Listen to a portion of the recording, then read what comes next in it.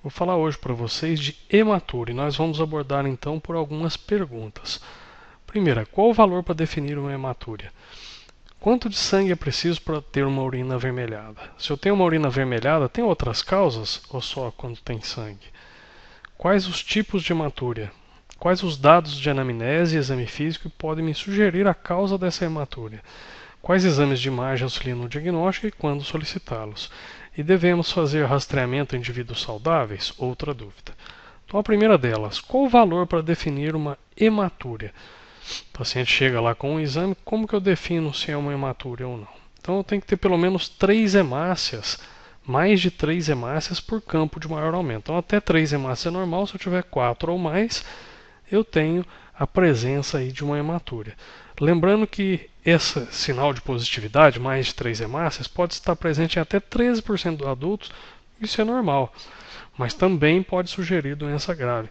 Então, quando a gente tem principalmente essa microhematúria, onde às vezes só no exame de urina a urina está da coloração normal, mas eu tenho mais de 3 hemácias por campo, então eu preciso de uma avaliação global desse paciente, que isso pode me sugerir algumas doenças mais graves.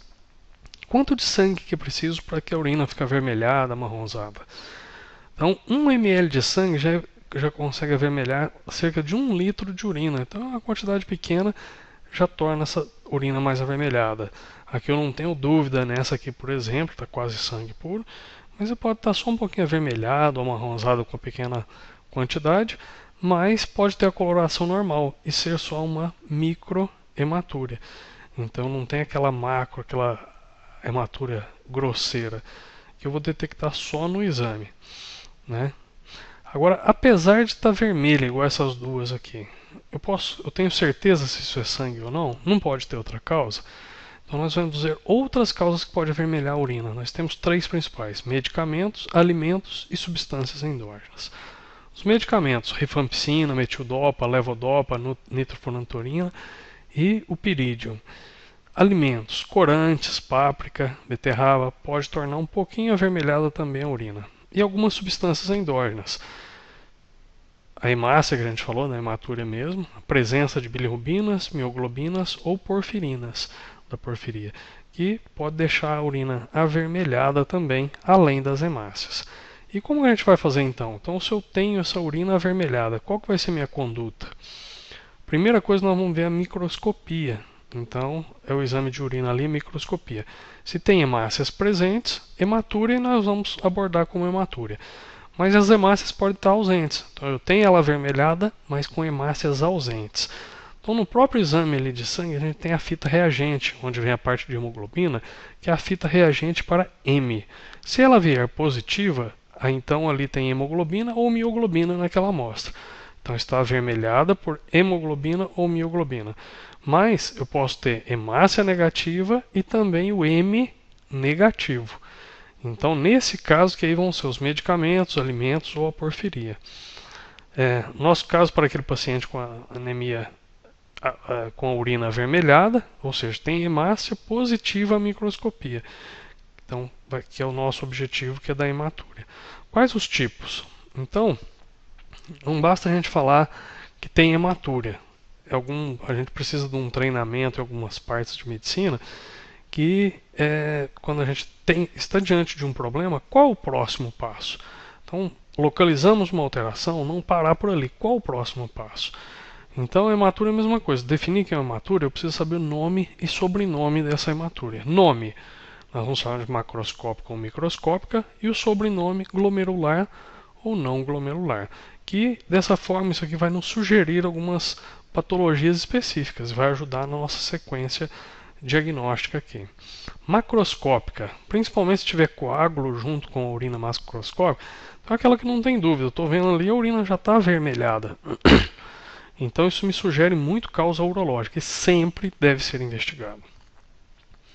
Se ela for glomerular, o que significa? Significa ali no glomérulo que ela está passando para dentro ali do túbulo aqui, passa toda a distância do túbulo coletor e eliminada junto com a urina. Então ela passa em todos os túbulos aqui do glomérulo. Então ela sofre influência de variações de pH, variação de osmolaridade, variações iônicas de maior concentração em cada uma dessas porções dos túbulos. Então, com isso, elas ficam em tamanhos, em formas alteradas. Então, isso é chamado dismorfismo eritrocitário, a hemácia que está alterada de forma. Isso aqui é bastante controverso, quantos por cento que a gente tem que ter, mas de uma forma geral há um consenso. Se eu tiver a maioria das minhas hemácias com o dismorfismo, que alguns optam por falar com mais de 65% em toda a amostra da urina, aí a gente tem o dismorfismo eritrocitário, sugerindo que essa hemácia está vindo lá do glomérulo. Além disso, a gente tem um que é um pouquinho mais específico, que é a presença de acantócitos maior que 5%. O que são acantócitos?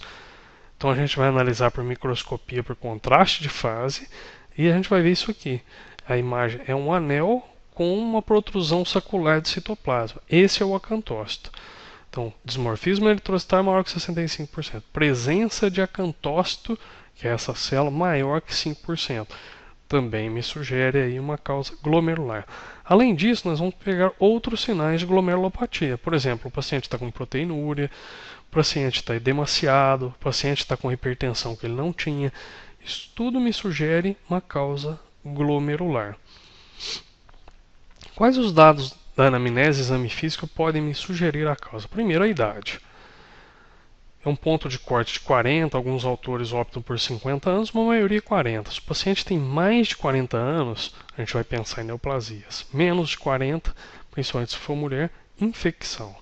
Presença de tabagismo. A gente tem que lembrar que o tabagismo aumenta aí de 2 a 4 vezes o câncer de bexiga.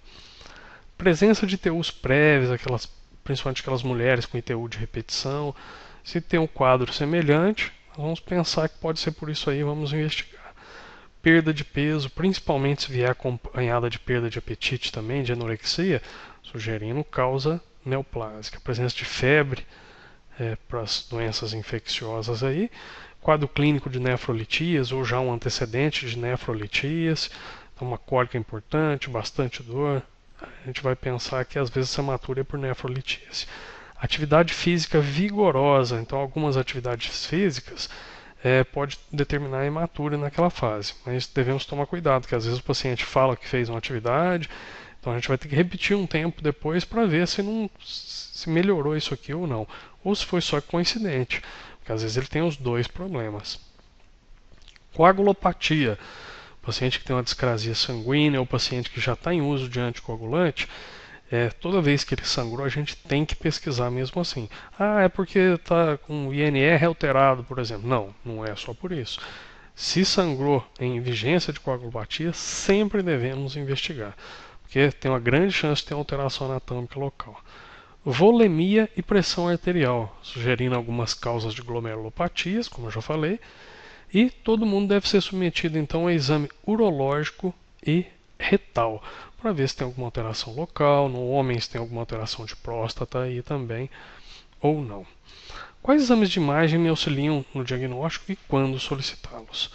O exame de rastreamento ali que mais auxilia, então, o paciente que vem com uma alteração, uma causa não glomerular que eu preciso investigar, estou pensando em neoplasia, tomografia computadorizada. É o principal deles. De preferência com contraste. Vou ter que ver se função renal ou alergia a contraste. Se não tiver, eu faço ela com contraste que eu vou ter melhor sensibilidade. Ultrassom pode ajudar um pouquinho no início. A única vantagem dele é de não usar radiação e ter um custo mais baixo. Mas ele não faz parte da maioria dos protocolos de análise aí da hematúria. Às vezes, dependendo de a gente estar num local de menor acesso, não ter um acesso fácil à tomografia, eu posso lançar a mão de um ultrassom inicial, né? E se vier alterado, eu já encaminho. Se vier normal, eu vou precisar pedir uma tomografia computadorizada. Tomografia computadorizada normal. Aí eu preciso fazer uma cistoscopia para avaliar esse paciente. Uma lesão, procurar diretamente uma lesão ali na bexiga, uretra e assim por diante. A última pergunta: devemos fazer rastreamento em indivíduos normais? Porque já que pode vir alterado e significar alguma doença grave, não se justifica o rastreamento. Então, em indivíduos normais, com urina está com coloração normal, não tem queixa, não se justifica no exame de rastreamento de rotina. Então, como nós vamos fazer em resumo? Se eu tenho um paciente com urina avermelhada, a primeira coisa eu vou fazer uma microscopia para ver se tem hemácia ou não tem hemácia. Porque às vezes elas estão ausentes, então não é uma hematúria. Aí nós vamos ver naquela fita, naquela porção da urina 1, naquela parte de hemoglobina, que é a fita para M. Se vier positiva, eu vou pensar em hemoglobina e mioglobina. Se vier negativa, medicamentos, alimento ou porfiria. Então, hemácias negativa e M negativo, outra substância que está colorindo. Hemácias negativa mais M positivo. Pode ser M mesmo de hemoglobina ou pode estar confundindo aí com mioglobina. Dentro da microscopia, que é o objetivo da nossa aula, o paciente que vem com hemácias presentes, ou seja, aquele que tem realmente hematúria. História, exame físico, cuidadoso, cultura, pesquisa de acantócitos e de hemácias dismórficas e avaliação de proteinúria. Com isso, vai me ajudar a definir se a causa é glomerular ou não glomerular. Glomerular, encaminho, que às vezes vai precisar de biópsia, tratamento específico. Não glomerular. Não glomerular, um dos primeiros coisas que a gente vai pensar é na infecção urinária. Se ela estiver presente, então, vamos tratar e repetir após 7 dias do tratamento essa urina 1. Não, esse paciente não tem infecção urinária. Esse eu preciso avaliar com exame de imagem, principalmente tomografia. Se tem massa, eu já encaminho esse paciente para tratamento específico. Não tem massa, não consegui definir nada com a tomografia, e assim esse vai para a cistoscopia. Então isso aqui que é o resumo final do paciente que chega com urina avermelhada, que pode ser uma causa não hematúrica e pode ser uma causa hematúrica. Dentro da hematúrica, o exame físico, história e alguns exames vão ser muito importantes para a gente ver o sobrenome então dela, glomerular ou não glomerular. E o não glomerular são aqueles que nós vamos pesquisar se tem uma lesão localizada aí ou não, ou se pode ser só de uma infecção. Um abraço aí a todos.